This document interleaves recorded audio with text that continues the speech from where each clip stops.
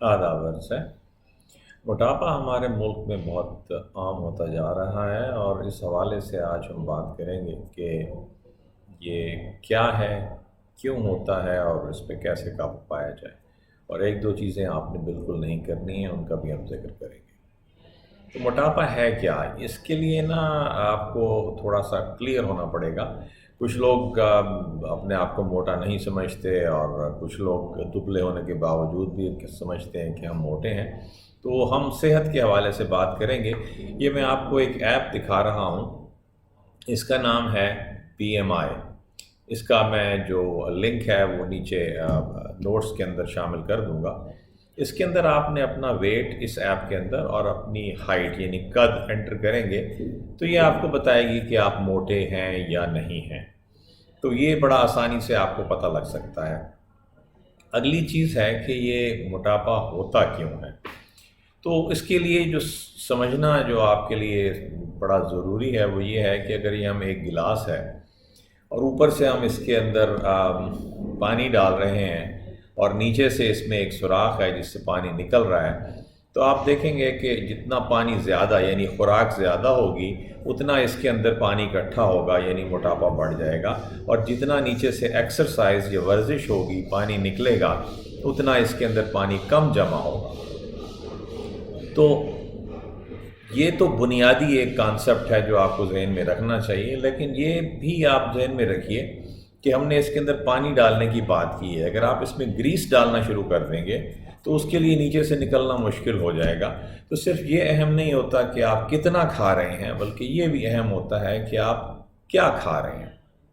तो इस कॉन्सेप्ट के हवाले से जो और चीज़ आपको जहन में रखनी चाहिए वो ये है कि जब हम रात को सोते हैं तो हमारा जिस्म आराम की हालत में आ जाता है।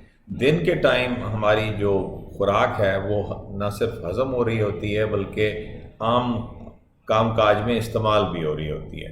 तो अगर आप रात के टाइम खाना खाकर सो जाएंगे तो हमारा जिस्म उस एक्स्ट्रा कैलोरीज को स्टोर करेगा चर्बी की सूरत में। तो रात को जो खाना खाना है चाहे जितना भी होगा उसका चांस ज़्यादा है कि वो चर्बी की सूरत में इकट्ठा हो जाएगा। तो इन दोनों चीज़ों को अंडरस्टैंड करने के बाद हम चाहते हैं कि इस मोटापे पे आखिर कंट्रोल कैसे किया जाए। तो उसके लिए जो अहम चीज़ जैसे मैंने अर्ज़ किया ना, सिर्फ ये नहीं है कि कितना खाते हैं बल्कि ये भी सोचिए कि क्या खाते हैं। हमारे मुल्क में मोटापे की एक बहुत बड़ी वजह जो है वो आजकल फ़ास्ट फूड की अवेलेबिलिटी है। तो फास्ट फूड के अंदर फ्रेंच फ्राइज़ होंगे, बोतलें होंगी पेप्सी, सेवन अप या मिरिंडा वगैरह। तो इनके अंदर बहुत सारी चीनी है और जो फास्ट फूड है उसके अंदर बहुत सारी चर्बी या फैट है। तो ये चीज़ें जो हैं आपको इवन दो कि ये थोड़ी मकदार में हों, ये आपको बहुत सारा मोटा कर सकती हैं। तो इसलिए आपने ये भी देखना है कि किस चीज़ को आप ज़्यादा इस्तेमाल करें। याद रखिएगा, रोटी और सालन खाने से कोई मोटा नहीं होता है।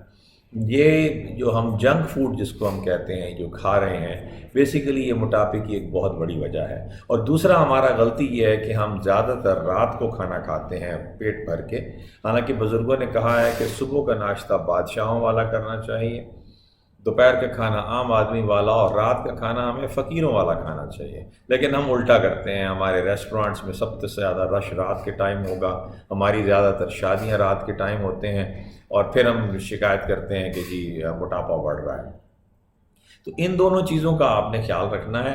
आप जहाँ तक खाने का ताल्लुक है, आप सिर्फ 10% कम कर दीजिए। दूसरे लफ्ज़ों में अगर आप एक रोटी खाते हैं तो उसका 10% यानी जो चंद निवाले बनेंगे, बस आप वही कम कर दीजिए। और दूसरा टाइम देखिए। आपने ये नहीं सोचना कि मैंने एक महीने में पतला होना है, आपने ये सोचना है कि मुझे 6 महीने या 1 साल लगेंगे। तो ये लाइफस्टाइल आपने अपना चेंज करना है और टाइम फ्रेम आपने कम से कम 6 महीने से 1 साल रखना है अपना पतला होने के लिए। और आखिर में जो बिल्कुल नहीं वाली बात है, ख्याल रखिएगा, आप आजकल बहुत सारी ये दवाइयाँ आ गई हैं और पाउडर मिल रहे हैं और वगैरह वगैरह, ये सारी चीज़ें आपको सिर्फ आर्जी तौर पे पतला करेंगी। कुछ अरसे बाद अगर लाइफस्टाइल चेंज नहीं हुआ तो अक्सर लोग देखा गया है कि पहले से भी ज़्यादा मोटे हो जाते हैं।